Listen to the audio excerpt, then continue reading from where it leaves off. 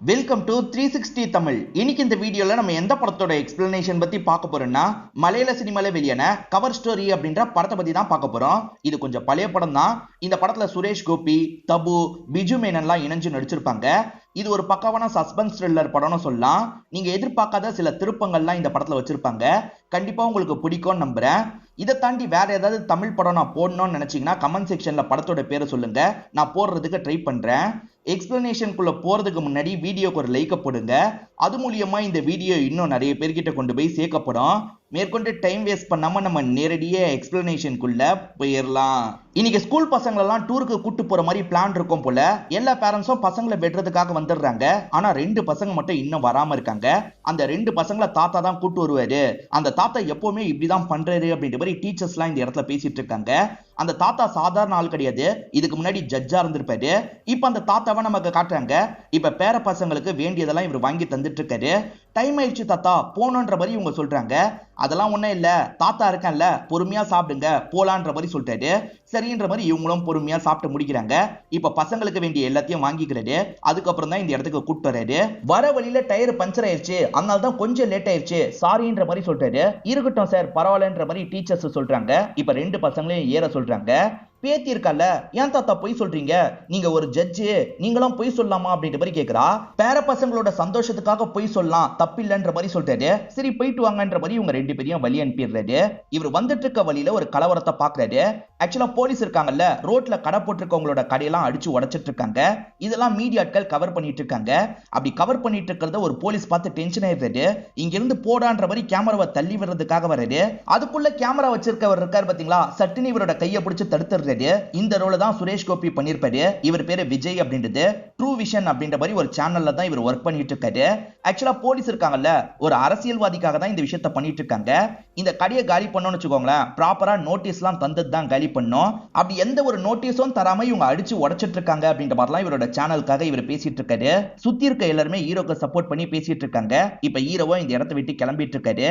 இது எல்லா விஷயத்தையுமே அந்த ஜட்ஜி கவனிச்சிருப்பாரு. அவரை பொறுத்த வரைக்கும் முன்னாள் ஜட்ஜி தான், பேரு சந்திரசேகர் அப்படின்றது. சந்திரசேகரம் சூப்பர் என்ற மாதிரி பாராட்டுறாரு. நான் ரிட்டையர் ஆன ஜட்ஜ் அப்படின்ற மாதிரி அறிமுகப்படுத்திக்கிறாரு. சார் நீங்களாம் அறிமுகப்படுத்தணுமா, உங்களெல்லாம் எனக்கு தெரியும்ன்ற மாதிரி விஜயும் சொல்றாரு. நீங்க அந்த இடத்துல பேசின எல்லாமே கரெக்ட் தான் விஜய் அப்படின்ற மாதிரி இவரும் சப்போர்ட்டிவா பேசுறாரு. இன்னும் சில பாயிண்ட் எல்லாம் சொல்லிட்டு இருக்காரு. இதை கேட்கிற ஹீரோ இருக்காருல்ல, நீங்க வீடியோல இதெல்லாம் சொன்னா நல்லா இருக்கும் சார், நான் ரெக்கார்ட் பண்ணிக்கலாமான்னு கேட்கிறாரு. சரி ரெக்கார்ட் பண்ணிக்கோங்க அப்படின்ற மாதிரி இவர் வீடியோலயும் அந்த விஷயத்த சொல்றாரு. இந்த சந்திரசேகரை பொறுத்த வரைக்கும் ஒரு அபார்ட்மெண்ட்ல தான் இருக்காரு. இப்ப இவர் வராருன்னு தெரிஞ்சோன்னா பசங்க எல்லாம் பின்னாடியே ஓடி வராங்க. பசங்களுக்காக சாக்லேட்லாம் வாங்கிட்டு வந்திருக்காரு. எல்லா பசங்களுக்கும் பிரிச்சு தந்துட்டு இருக்காரு. சரி போலான்ற மாதிரி இவரோட பிளாட்டை நோக்கி போயிட்டு இருக்காரு. அப்ப ஜாஸ்மின் அப்படின்ற ஒரு பொண்ணு வராங்க. இவங்க புதுசா தான் இந்த அபார்ட்மெண்ட்டுக்கு வந்திருக்காங்க போல. என்னம்மா இதுக்கு முன்னாடி உன்னை பார்த்தது இல்லையே, புதுசா வந்திருக்கியான்ற மாதிரி கேட்கிறாரு. ஆமா இந்த ஃப்ளோர்ல இந்த பிளாட்டுக்கு தான் வந்திருக்கன்ற மாதிரி சொல்லிட்டாங்க. அது என்னோட எதிர் பிளாட் தான்மா, அப்ப பக்கத்துல தான் வந்திருக்க போல அப்படின்ற மாதிரி இவர் ஜாலியா பேசுறாரு. இவர் எல்லார்கிட்டயும் ஜாலியா தான் பேசுவார் போல. இப்ப இவங்க 2 பேருமே லிஃப்ட்ல டிராவல் பண்றாங்க. உன் பேரண்ட்ஸ் என்ன பண்றாங்கன்ற மாதிரி கேட்கிறாரு. பேரண்ட்ஸை பத்தி கேட்டோன்னே இவங்களோட முகமே மாறிடுது. அதை இவருமே புரிஞ்சுக்கிறாரு. சமையல்லாம் எப்படின்னு கேட்கறாரு. நானே தான் சமைச்சுக்கணும்னு சொல்றாங்க. நீ கவலைப்படாத, இன்னைக்கு ஈவினிங் என்னோட வீட்டுக்கு சாப்பிடறதுக்காக வா, நான் எல்லாத்தையும் ரெடி பண்ணி வச்சிருக்கேன்ற மாதிரி சொல்றாரு. சரி ஓகேன்ற மாதிரி ஜாஸ்மினும் ஏத்துக்கிறாங்க. இப்ப ஜாஸ்மின் இவங்க ரூம்குள்ள போயிடுறாங்க. ஜாஸ்மினை பொறுத்த வரைக்கும் கான்டாக்ட் லென்ஸ் தான் யூஸ் பண்றாங்க போல. லென்ஸை கலட்டிடலாம் அப்படின்ற மாதிரி கலட்டுறாங்க. லென்ஸை கழட்டிட்டாங்கன்னு வச்சுக்கோங்களேன், இவங்களுக்கு சுத்தமா எதிர இருக்கிறது யாருன்னு கூட தெரியாது. அந்த அளவுக்கு மங்களா தான் தெரியும்.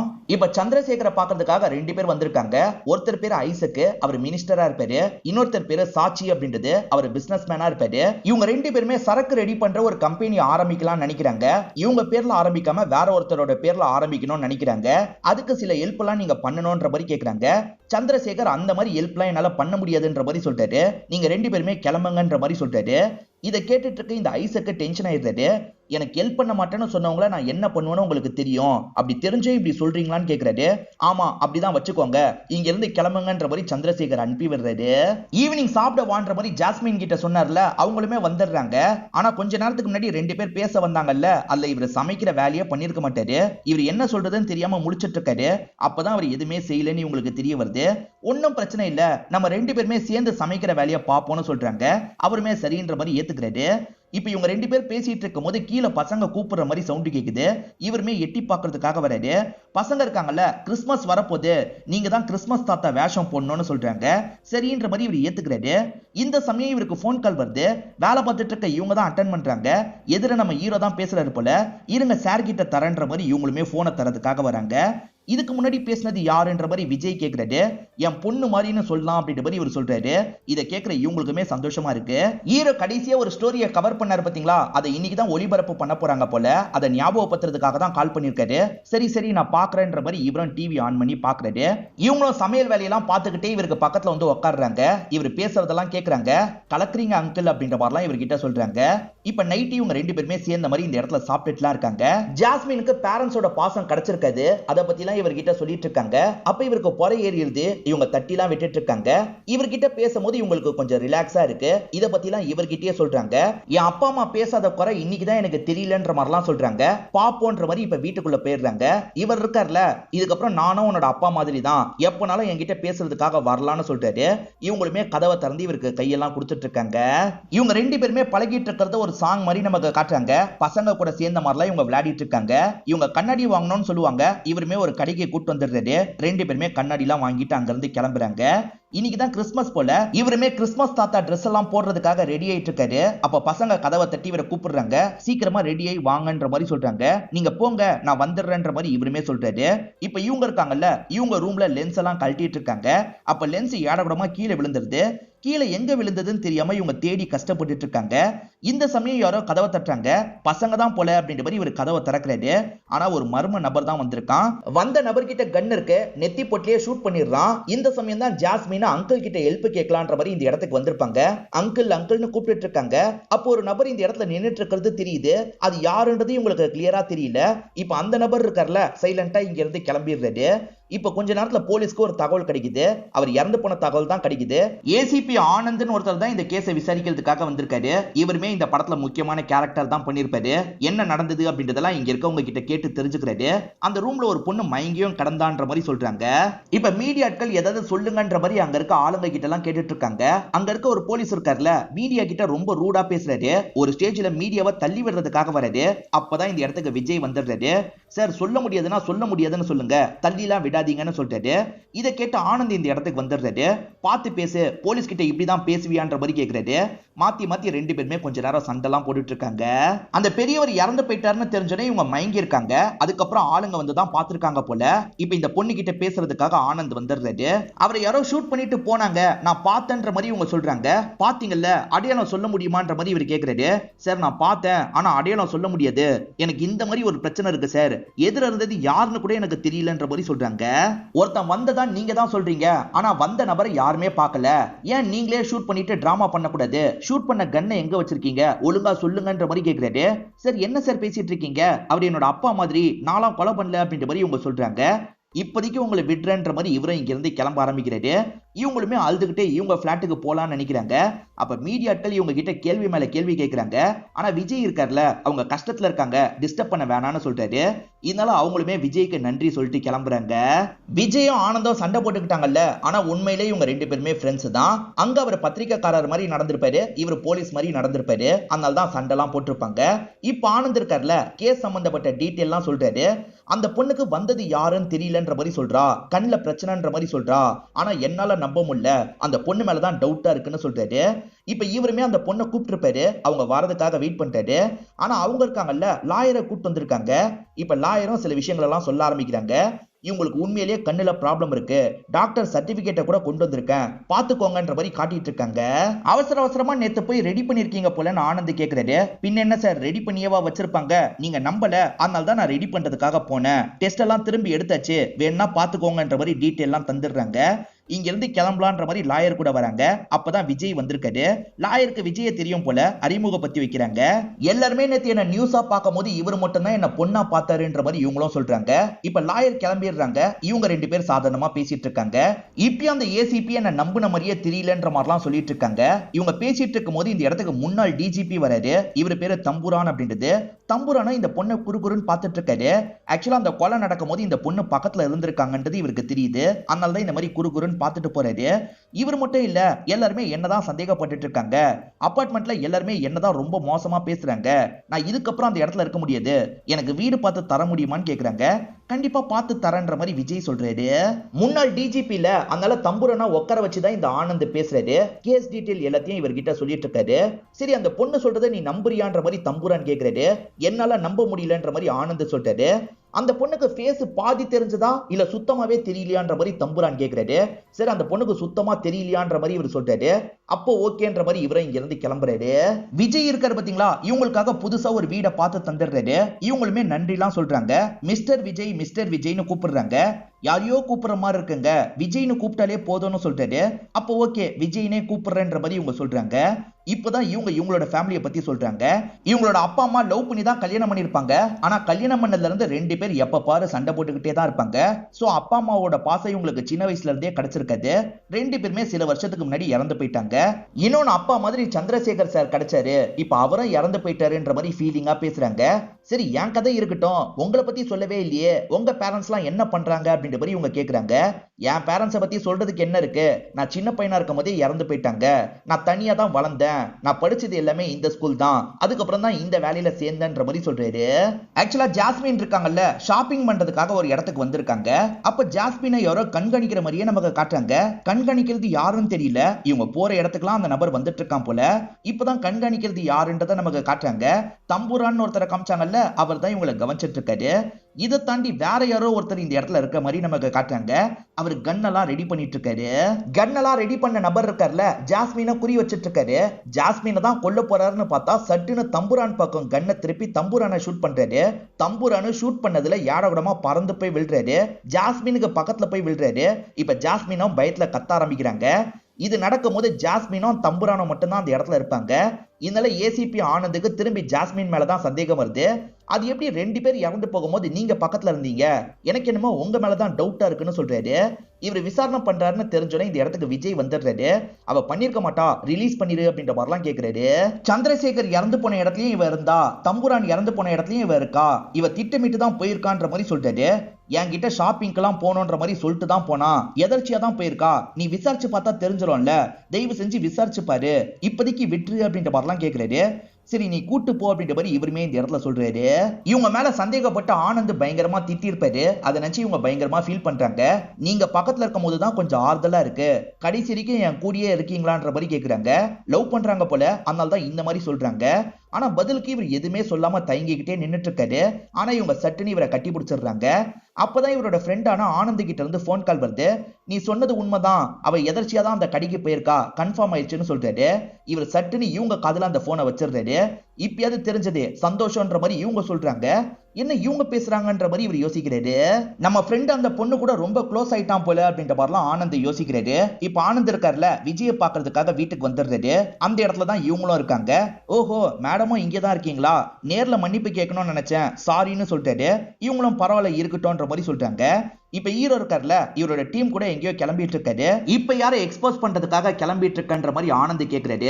சாட்சின்னு ஒருத்தர் ஒரு ஃபேக்டரியில இல்லீகலா ட்ரக் எல்லாம் ரெடி பண்ணிட்டு இருக்காருன்னு இன்ஃபர்மேஷன் கிடைச்சது, அதை செக் பண்றதுக்காக தான் போறன்ற மாதிரி சொல்றாரு. பாத்துப்பா, பெரிய ஆளுங்க கூட எல்லாம் மோதுற, கவனமா இருன்ற மாதிரி ஆனந்த் சொல்றாரு. நான் பாத்துக்கிறேன்ற மாதிரி விஜய் இருக்காருல, அந்த இடத்துக்கு வந்துடுறாரு. கேமராவெல்லாம் செட் பண்ணிட்டு தான் வந்திருக்காரு. அந்த கேமரா மூலியமா எல்லா இடத்தையும் கவர் பண்ணிட்டு இருக்காரு. இவர் இருக்கிறது தெரிஞ்ச ஆளுங்க இருக்காங்கல்ல, இவர் கூட சண்டை போடுறதுக்காக வராங்க. இவருமே பதிலுக்கு ஆளுங்க கூட பயங்கரமா சண்டை போடுறாரு. இத பத்திலாம் நியூஸ் வெளியிடணும்னு முடிவு பண்ணிடுறாரு. இப்ப எடிட்டிங் ஒர்க் எல்லாம் பண்ணணும்ல, அதுக்கான ஒர்க் எல்லாம் இவர் பண்ணிட்டு இருக்காரு. ஹீரோனும் பக்கத்துல உட்காந்து இந்த விஷயத்தெல்லாம் பார்த்துட்டு இருக்காங்க. ஹீரோவை இன்னமும் இவங்களுக்கு பிடிக்க ஆரம்பிச்சிருது. இப்ப இமேஜினேஷன்ல இவர் கூட சேர்ந்து டான்ஸ் பண்ற மாதிரிலாம் இவங்க யோசிச்சு பார்த்துட்டு இருக்காங்க. இங்க ஒரு சாங் வருது. படுக்கிறதுக்கு முன்னாடி லென்ஸ் எல்லாம் கழட்டிடுவாங்கல்ல, அந்த மாதிரி தான் ஹீரோனும் லென்ஸ் எல்லாம் கலட்டலான்ற மாதிரி கழட்டிட்டு இருக்காங்க. அப்பன்னு பார்த்து கதவை திறந்து யாரோ வராங்க. ஆக்சுவலா இவங்க அந்த தாத்தா இறந்து போகும்போது யாரையோ பார்த்தாங்கல்ல, அதே மாதிரி தான் இவங்களுக்கு தோணுது. அந்த கில்லர் தான் வந்துட்டான் போலன்ற மாதிரி ரொம்ப பயப்படுறாங்க. இப்ப வேகமா இவங்களோட கண்ணாடியை தேடுறாங்க. இப்ப தேடி எடுத்து போடுறாங்க. பார்த்தா அந்த இடத்துக்கு ஹீரோ தான் வந்திருக்காரு. அன்னைக்கு கில்லர் எப்படி தெரிஞ்சானோ அதே மாதிரி தான் ஹீரோ தெரிஞ்சிருக்காருன்னு இவங்களுக்கு புரியுது. நீ தானே அன்னைக்கு வந்த, நீ தானே கொலை பண்ண, உண்மையை சொல்லுன்ற மாதிரிலாம் இவங்க கேட்டுட்டு இருக்காங்க. இவர் எதுவுமே பேசாம பக்கத்துல வந்துகிட்டே இருக்காரு. இவங்களுக்கு பயம் வந்து கத்துறதுக்காக வராங்க. ஆனா இவர் சட்டுன்னு வாயை மூடுறாரு. கண்டிப்பா நீ தான் இந்த விஷயத்த பண்ணிருக்க, நான் உன்னை விட மாட்டேன், இரு போலீஸ்க்கு கால் பண்றேன்ற மாதிரி வேகமா போலீஸ்க்கு கால் பண்றதுக்கு ட்ரை பண்றாங்க. ஆனா இவர் இருக்கார்ல கன்னெல்லாம் லோட் பண்ணிட்டு இருக்காரு. இவங்களுமே பயத்துல காலை கட் பண்ணிடுறாங்க. லோட் பண்ண கன்னை வச்சு இவர் ஷூட்லாம் பண்ண மாட்டாரு. கன்னை இவங்க கையில தந்துடுறாரு. நான் சொல்றதை கேளு, அதுக்கப்புறம் நீ என்ன பண்ணுமோ பண்ணிக்கோ. ஆமா அன்னைக்கு வந்தது நான் தான்ற மாதிரி சொல்லிட்டாரு. எதுக்காக இந்த விஷயத்த பண்ண, அவர் நல்லவருன்ற மாதிரி இவங்க சொல்றாங்க. இவரும் இந்த இடத்துல ஒரு பிளாஷ்பேக்க சொல்றாரு. ஒரு மாசத்துக்கு முன்னாடி நடந்த விஷயத்த நமக்கு காட்டுறாங்க. ஹீரோ மீடியால இருக்கிறதுனால நிறைய இடத்துல இருந்து தகவல் கிடைக்கும் பாத்தீங்களா, அந்த மாதிரி ஒருத்தர் பேசுறதுக்காக வந்திருக்காரு. எனக்கு தெரிஞ்ச ஒரு போலீஸ் குற்ற உணர்ச்சியால ரொம்ப கஷ்டப்படுறாரு. பல வருஷத்துக்கு முன்னாடி நிறைய தப்பு பண்ணிருக்காரு போல, அதை பத்திலாம் வெளி உலகத்துக்கு சொல்லணும்னு நினைக்கிறாரு. நான் எவ்வளவோ கேட்டு பார்த்துட்டேன், என்கிட்ட எதுவுமே சொல்ல, உன்கிட்ட சொல்ல வாய்ப்பு இருக்கு, ட்ரை பண்ணி பாருன்ற மாதிரி சொல்லிட்டாரு. சரின்ற மாதிரி இவரும் ஏத்துக்கிறாரு. அந்த போலீஸோட பேரு சிவராமன் அப்படின்றது. இவருமே பேட்டி எடுக்கிறதுக்கு தயாராயிடுறாரு. பேட்டி எடுக்கிறது முக்கியம் இல்ல, இதை நீங்க கண்டிப்பா ரிலீஸ் பண்ணணும் அப்படின்ற மாதிரி சிவராமனோ பிளாஷ்பேக்க சொல்றாரு. இப்ப மூர்த்தின்ற ஒரு பத்திரிக்கைக்காரரை நமக்கு காட்டுறாங்க. இவர் தொழில ரொம்ப நேர்மையா இருப்பாரு. பெரிய ஆளுங்களெல்லாம் எக்ஸ்போஸ் பண்ணி நியூஸ் எல்லாம் எழுதிட்டு இருக்காரு. இதனால ஒய்ஃபுமே பயப்படுறாங்க. இந்த மாதிரிலாம் பண்ணாதீங்கன்ற மாதிரி சொல்லிட்டாங்க. என் வேலையில நான் சமரசம் மட்டும் பண்ணவே மாட்டேன்ற மாதிரிலாம் இவர் சொல்லிட்டு இருக்காரு. இப்ப நைட்டு நேரம் ஒரு பொண்ணு ஓடி வந்துட்டு இருக்கிறது இவங்களுக்கு தெரியுது. இப்ப பயந்த மாதிரி தான் அந்த பொண்ணு வரா. இவங்களுமே வீட்டுக்குள்ள கூப்பிட்டு என்னாச்சு ஏதாச்சுன்ற மாதிரிலாம் கேக்குறாங்க. இந்த பொண்ணு ஒரு ஃபேக்டரியில வேலை பார்த்திருக்கா. அங்க இல்லீகலா நிறைய விஷயங்கள் நடக்குது போல, அதை பத்திலாம் இந்த பொண்ணு சொல்லிட்டு இருக்கா. இதை நான் கண்டுபிடிச்சிட்டேன்றதுக்காக தான் சாவடிக்கிறதுக்கு ட்ரை பண்ணாங்கன்ற மாதிரிலாம் இந்த பொண்ணு சொல்றா. ஆக்சுவலா சாட்சின்ற ஒரு நபர் பேர்ல தான் அந்த ஃபேக்டரி இருக்கும். அந்த ஃபேக்டரியை பத்தி நம்ம எக்ஸ்போஸ் பண்ணோம்னு இவர் நினைக்கிறாரு. இப்ப மூர்த்தி இருக்கார்ல, எக்ஸ்போஸ் பண்ற மாதிரி நியூஸை வெளியிடுறாரு. இதை பார்த்து சாட்சி பயங்கரமா டென்ஷனா வருது. ஐசக் கிட்ட இந்த விஷயத்தெல்லாம் சொல்றாரு. அவனை ஏதாவது பண்ணணும் அப்படின்ற மாதிரிலாம் சொல்றாரு. ஆனா ஐசக் இருக்கார்ல, இவரை கண்ட்ரோல் பண்றாரு. நீ சாவடிச்சேன்னு வச்சுக்கோ, இன்னும் பிரச்சனை அதிகமா தான் ஆகும். அவனை வேற மாதிரி நான் ஹேண்டில் பண்றேன், என்கிட்ட இதை விட்டுருன்னு சொல்றாரு. இப்ப ஐசக் இருக்கார்ல, தம்புரானுக்கு கால் பண்ணிட்டாரு. நான் சொல்ற மாதிரி சில விஷயங்களை நீ பண்ணணும் அப்படின்ற மாதிரி தம்புரான் கிட்ட இவரோட பிளான் எல்லாம் சொல்லிட்டு இருக்காரு. மூர்த்தி வீட்டுல இல்லாதது தெரிஞ்சு தம்புரானோ வீட்டுக்கு கால் பண்ணிட்டாரு. மேடம் ஒரு பொண்ணை வச்சிருக்கீங்கல்ல, அந்த பொண்ணு கிட்ட ஸ்டேட்மெண்ட் வாங்கணும், ஸ்டேஷனுக்கு கூட்டு வாங்கன்ற மாதிரி சொல்லிட்டாரு. அவரு வரட்டும்ன்ற மாதிரி இவங்க சொல்றாங்க. மேடம் கொஞ்ச நேரம் வேலை தான், நீங்களே வாங்கன்ற மாதிரி சொல்லிட்டாரு. நான் வண்டி அனுப்புறேன்ற மாதிரி சொல்லிட்டாரு. இவங்களும் ஏத்துக்கிறாங்க. சிவராமன் தான் இவங்களை கூப்பிடுறதுக்காக வந்திருக்காரு. இப்ப வண்டியில வேற எங்கேயோ கூட்டு போற மாதிரி இருக்கு. வேற எங்க கூட்டு போறீங்க அப்படின்ற மாதிரிலாம் இந்த மூர்த்தி ஒய்ஃப் கேக்குறாங்க. இப்ப மூர்த்தி பிரஸ் கிளப்ல தான் இருக்காரு. அப்பதான் போன் கால் வருது. சார் ஒரு இடத்துல ரைடுக்காக வந்தோம், நிறைய விலை மாதுகள் மாட்டிருக்காங்க, நியூஸ் கவர் பண்றதுக்கு வாங்கன்ற மாதிரி தம்புரான் சொல்றாரு. ஆக்சுவலா இந்த இடத்துக்கு தான் இந்த ரெண்டு பொண்ணுங்களையும் கூப்பிட்டு வந்திருக்காரு. இவங்க கேரக்டரை டேமேஜ் பண்றதுக்காக தான் இந்த மாதிரி பண்ணிருக்காரு. மூர்த்தி போயிட்டு இருக்கும் போது வழியில பையனை பாக்குறாரு. நானும் வரேன் பையன் அடம் பிடிக்கிறான். அவனுக்கு சொல்லி புரிய வைக்க முடியல. சரி கூட்டு போலான்ற மாதிரி இவரும் கூட்டு வந்துடுறாரு. அந்த சமயம் தான் லேடிஸ் எல்லாம் கூட்டு வந்துட்டு இருக்காங்க. அப்படி கூட்டு வரதுல இவரோட ஒய்ஃபும் வராங்கன்னு தெரிஞ்சோன்னு மூர்த்தி பயங்கரமா ஷாக் ஆயிடுறாரு. சார் என்ன சார் இது, கண்டிப்பா இதுல ஏதோ தப்பு இருக்குன்ற மாதிரிலாம் தம்புரான் கிட்ட சொல்றாரு. என்ன சார் சொல்றீங்க, உங்க ஒய்ஃப் இந்த வேலை பண்றாங்களா, நீங்க இவ்வளவு நேர்மையானவரா இருக்கீங்க, உங்க ஒய்ஃப் போய் இப்படி பண்றாங்களே அப்படின்ற மாதிரி தம்புரான் கிண்டல்லாம் பண்றாரு. வேணும்ட்டே தான் இப்படி பண்ணிருக்காங்கன்னு இவருக்கு தெரியுது. ஆனா இவரால எந்த ஒரு விஷயத்தையும் ப்ரூவ் பண்ண முடியல. ஏன்னா கோர்ட்லயே அவங்களுக்கு எதிராக தான் தீர்ப்பு வருது. அவங்க விலை மதுவா வேலை பார்த்திருக்காங்க, அதுக்கு ஃபைன் மாதிரி கட்டணும்ன்ற மாதிரி தான் தீர்ப்பு வருது. இதை ஏத்துக்க முடியாம ஒய்ஃப் பயங்கரமா ஃபீல்லாம் பண்ணிட்டு இருக்காங்க. இதை பாக்குற மூர்த்தியும் ரொம்ப கவலைப்பட்டு இருக்காரு.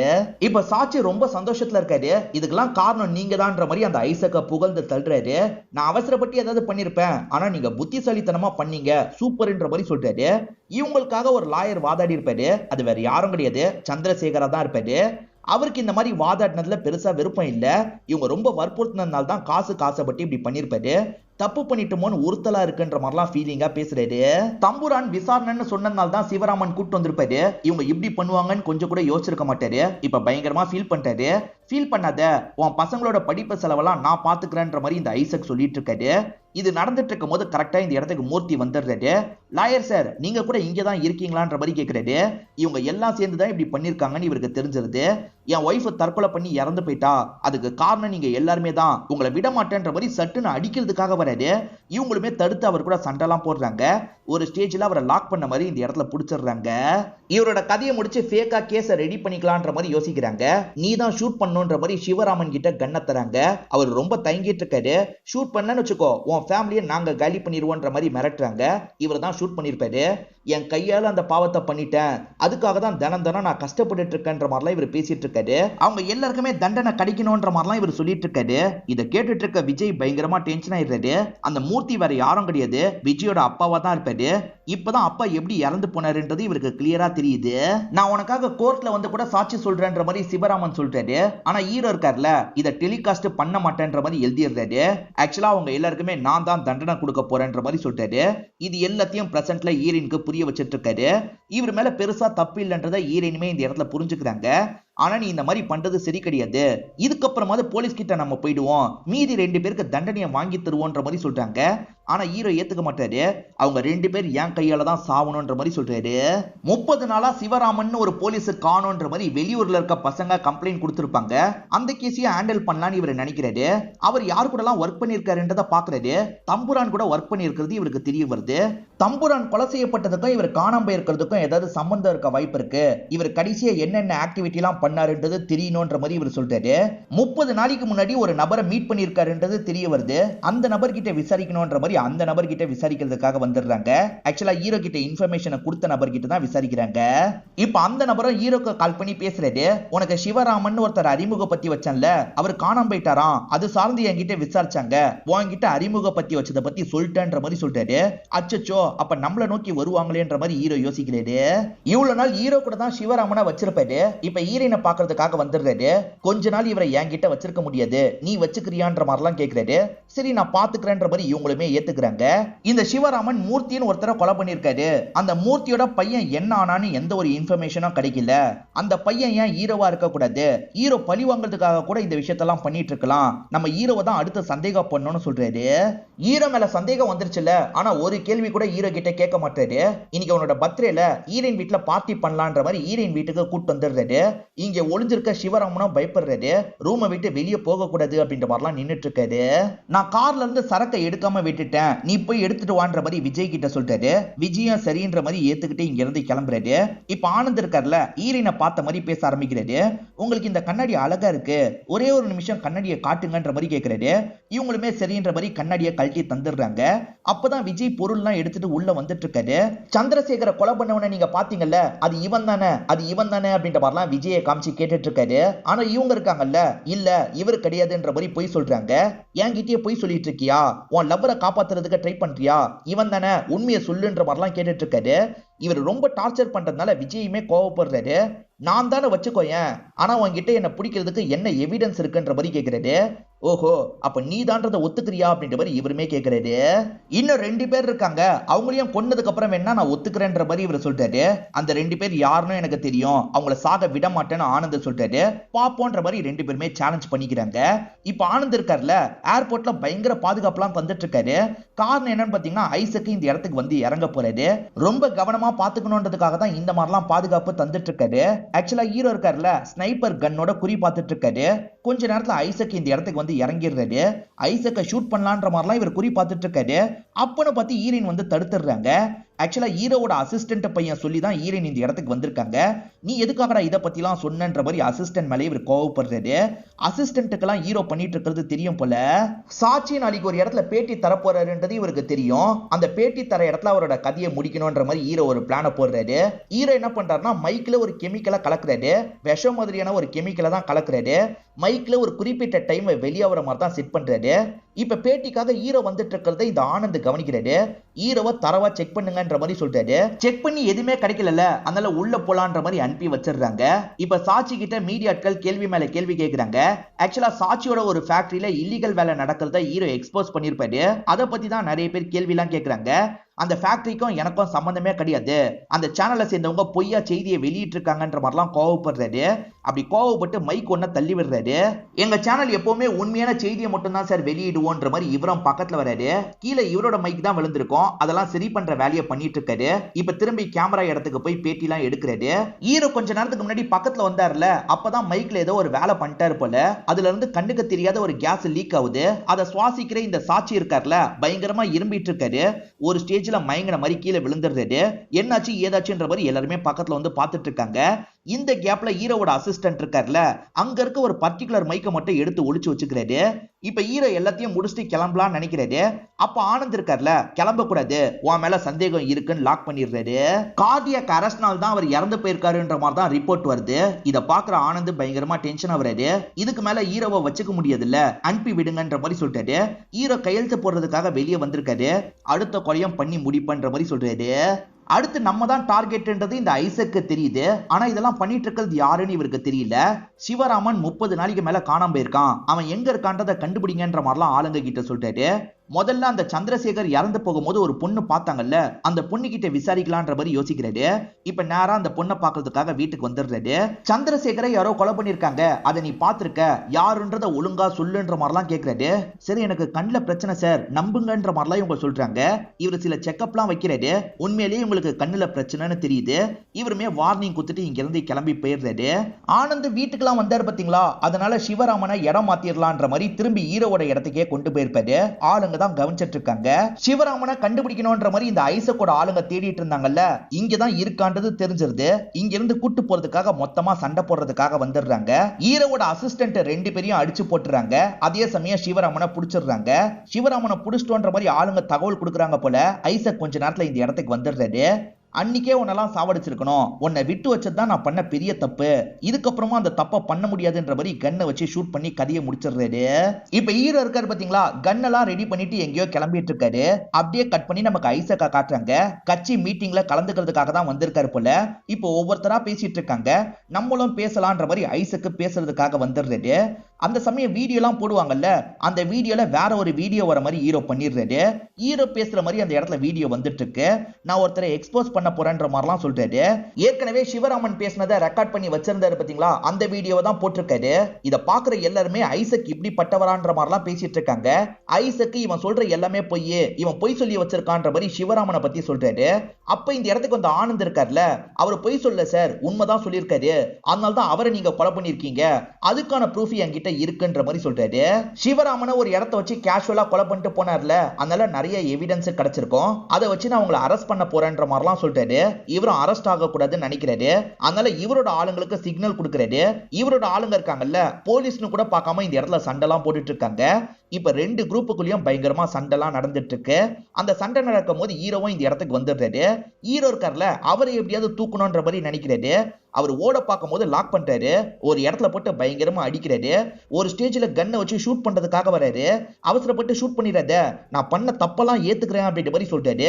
உன்னை உயிரோட விடணும்னு வச்சுக்கோ, நீ பண்ண தப்பு எல்லாத்தையும் சத்தமா எல்லாருக்கும் கேட்கிற மாதிரி சொல்லுன்னு சொல்றாரு. இவங்க 2 பேருமே மேல இருக்க ஒரு இடத்துல தான் இருக்காங்க. எந்திரிக்கும் போது இந்த இடத்துல ஐசக் மட்டும் தான் தெரியுறாரு.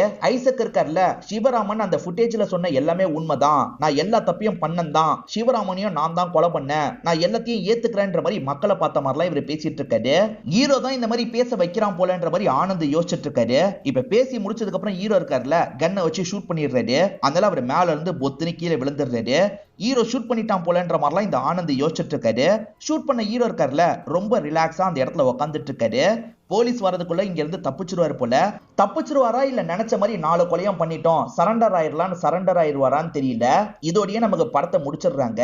இந்த படம் உங்க எல்லாருக்குமே பிடிச்சிருக்கும் நம்புறேன். இந்த வீடியோ உங்களுக்கு பிடிச்சிருந்ததுன்னா லைக் பண்ணுங்க, கமெண்ட் பண்ணுங்க, மறக்காம 360 தமிழ் சேனலை சப்ஸ்கிரைப் பண்ணுங்க. தொடர்ச்சியா இந்த மாதிரி வீடியோக்கள் வந்துகிட்டே தான் இருக்கும்.